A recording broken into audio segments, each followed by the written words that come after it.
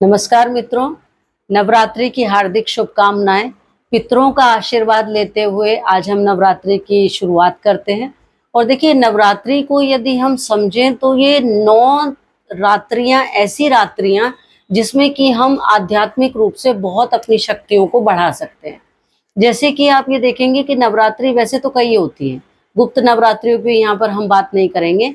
2 main Navratri होती हैं, जो चैत्र की नवरात्रि और शरद नवरात्रि, शरद ऋतु वाली नवरात्रि। तो ये वाली जो नवरात्रि है वो शरद ऋतु की नवरात्रि है। नवरात्रि में हम आध्यात्मिक विकास करते हैं, शुद्धता, सात्विकता और एक अलग सोच के साथ। जैसे जब नवरात्रि शुरू होने वाले होते हैं तो हम सात्विक तैयारियां करते हैं, हम धार्मिक तैयारियां करते हैं, फूल लाते हैं, पत्तियों से घर सजाते हैं, कलश रखते हैं, जौ बोते हैं, बहुत सारे रीति रिवाज करते हैं। तो हमारा मन मस्तिष्क जो है वो आध्यात्मिकता की तरफ मुड़ने लगता है, जिससे क्या होता है कि हम ये जो 9 दिन होते हैं ये बड़े पवित्र 9 दिन होते हैं। और इसमें हम बाकी सब जो नेगेटिविटी होती है उसको भुलाकर हम एक आध्यात्मिकता की तरफ को झुकते हैं।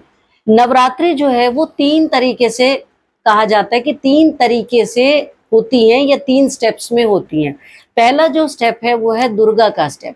दुर्गा का स्टेप यानी कि जो हमारी आंतरिक अशुद्धियां हैं, इंटरनल जो हमारी इम्प्योरिटीज हैं, उसका शमन करना, उसका दमन करना, यानी इंटरनल नेगेटिविटी को डिस्ट्रॉय करना, ये दुर्गा का काम है। क्योंकि दुर्गा महिषासुर मर्दनी है, दुर्गा ने रक्त बीज का वध किया। और तो ये जो सिंबॉलिक स्टोरीज हैं, ये जो रक्त बीज का वध किया या महिषासुर का नाश किया या शुंभ निशुंभ को मारा, ये एक्चुअली हमारे भीतर के अहंकार, क्रोध, दंभ और जो लोभ लालच है उनका सिंबॉलिक वर्जन है। ये उनको हम इस तरीके से बताते हैं।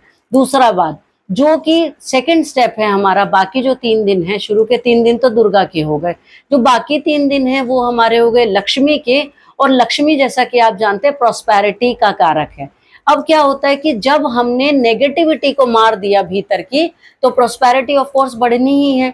यानी कि भीतर की जो सकारात्मक ऊर्जा है, जो भीतर का आनंद है, उसको हम यहाँ पर संपन्नता के साथ जोड़ रहे हैं, यानी कि आंतरिक संपन्न हम हो रहे हैं।